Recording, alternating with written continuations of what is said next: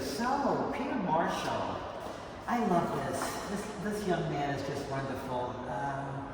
And the name of the piece is First Black President. Tell us about Peter Marshall. Who is he? Peter Marshall is a very, very interesting and a wonderful artist. He's originally from Jamaica. He's right here locally, and he has a technique, and he didn't do it in this piece because it's a lithograph, and he has a piece where it's raised in the way he does it, kind of like a fresco where it's raised and all, and what he does with the palette and the strokes are just amazing. He was about to tell somebody his technique, and I stopped him. Yeah, don't. But do you see the B.O.? Yes, you just see the B.O. on his yes. hand. But I think this was a piece that was done, I believe, in about 2000. There's a date on there. It should have been about 2008. I would say 2008 or 2009. But it's just so important for so many children to know that if they do well, study hard, prepare, get themselves ready, they too have the opportunity to be anything that they want to be. And it's good to know when they actually see it. You know, there's that piece in the White House that the little boy asked President Obama. Touch his hair? Yeah, he wanted to touch his hair. That's such an iconic piece. That is a great picture. Yeah, it is. Right. So, I mean, it's so important because for them, reality is I gotta see it, feel it, touch it. He's reading if anybody can't see it, it says the first African American president, Barack Obama, and he's wearing his B.O. Barack Obama jeans. I just love that. And you're right, that boy has hope. He has hope. And when you think about it, the Obama campaign was about hope. Yes, it was. Yes, I'm reading The Promised Land right now. This book. That's right. Actually, I'm listening to it. Okay. It's 20-something hours of listening. It's running in my car. His book was The Audacity of Hope, right? Yes. His first book, that's right. Yes. So we look to this young man, and we're going to go over here. We're going to find another generation. Yes.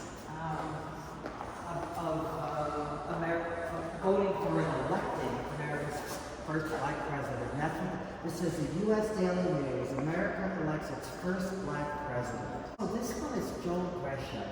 And it's a man on a bench, and it says, America elects its first black president. So we have the young man on the other wall, and here we come to a much older gentleman. And the name of the piece is America Elects First Black President. Tell us about Joel Gresham. I know we've seen his piece, we've seen his name in here already today. Yes, we've seen Joel Gresham's piece when he did the Edwin Moses piece that was sent to the Olympics. Oh, they're very different. Yes, they are very, very, very different, aren't they? Joel is a very interesting artist. As we said, he's from Fort Lauderdale. He lives in Atlanta. He loves golf. And he has a series right now of books. The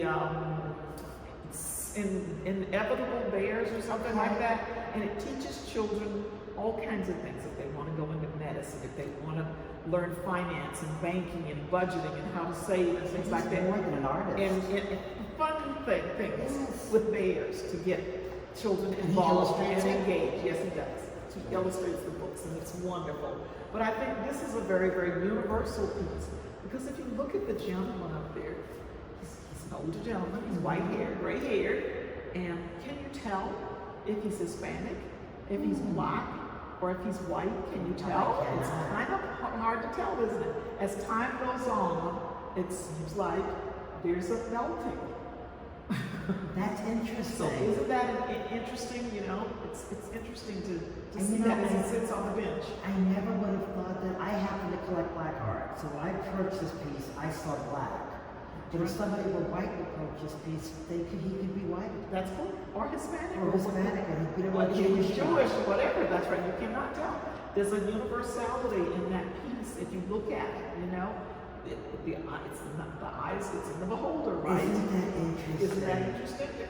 There's something else that I noticed here, and I don't know the meaning of it, as I'm a native New Yorker, so I'm looking at tall buildings in the back, which I always think New York. Then I'm looking at all the expanse of grass that he's sitting on this bench. Could it be in Central Park? Central Park is the only thing that comes to my mind. That's only lets me have that much grass in the entire city. But he's interesting. And I look at this, and I mentioned in the last segment that I'm reading Obama's book. Yes. And one of the things he talked about were the butlers in the residence of the White House were older black gentlemen. That's right. And he had to convince them to take off their tuxedos to switch to polos and khakis when they were just serving the family. Late, okay. And they said, Mr. President, we want to treat you like we've treated every other president. But he finally convinced them to do it. Because he would always dress down on Friday. He said to them, they said to him one day, Mr. President, one of them said, I have served 5 presidents. Do you know what this means to us to have you here? So I just look at this man, I just got chills thinking about it. Look at this man, I feel like the sense of pride that he must have. Yeah, that's right. I love it. It's a wonderful piece. So on the Obama theme, let's go 2 pieces down here. Okay.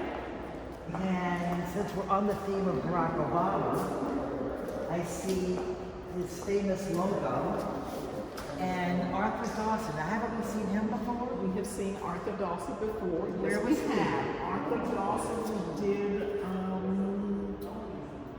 right here. Oh, he's next to one another. Trayvon Martin. Trayvon Martin. Okay. He's dedicated to Trayvon Martin. Wow. So that's Arthur Dawson. He's out of Orlando and Tallahassee. Okay. Arthur has done this piece several times. Now, the original of this piece, I believe, is in, or maybe the other one that does not have Obama on it, is in the Bar Association for the State of Michigan.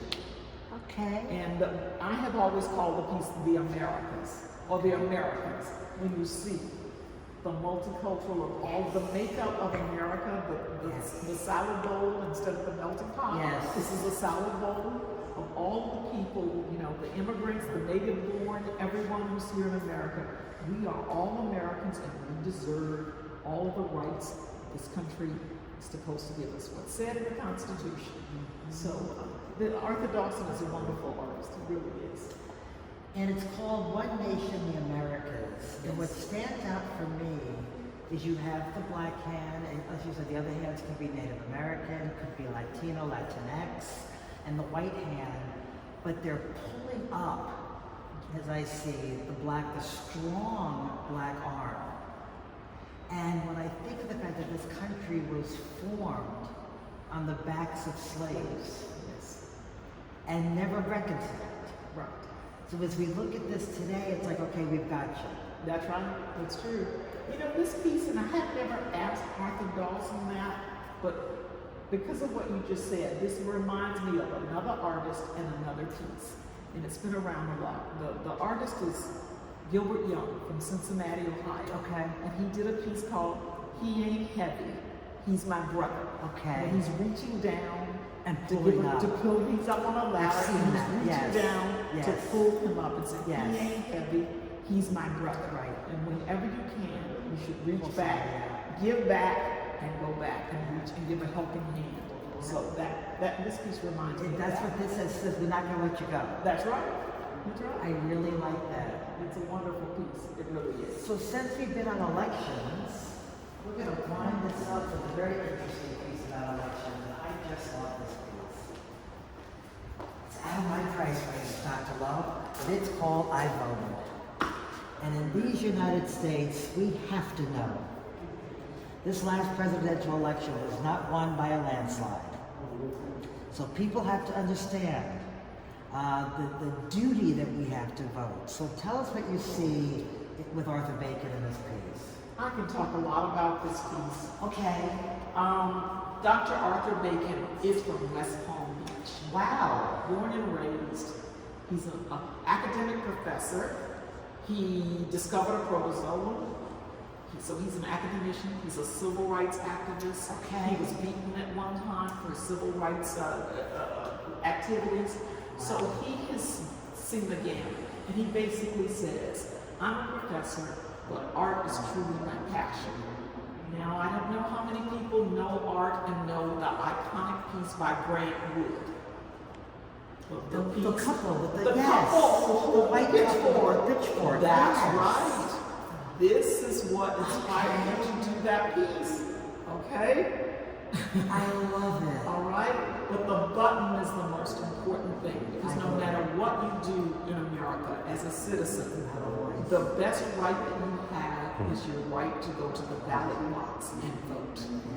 All right? I want to say that no one can take away from you, but we know better because we have a prison system that's managing to take that away. But we're working on it. Yeah, we're working on that, and it's very, very important for our young people to not take this for granted. Yes. When we talk about the civil rights movement, when we see the photographs of people being water hosed, dogs being sicked on them, those kinds of things, they have to know the sacrifice that people who look like them made for them, and the things that they had to do to be able to vote. Don't take that for Yes. granted. It's extremely important.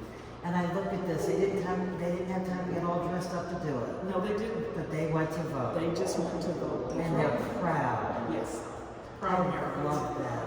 Yes. Well, thank you, Dr. Lowe. This has been amazing. I hope that everybody who can get to the Riviera Beach Marina and for the rest of this month makes their way here, because this is certainly worth the time to come and see this exhibit firsthand. Thank you. Thank you.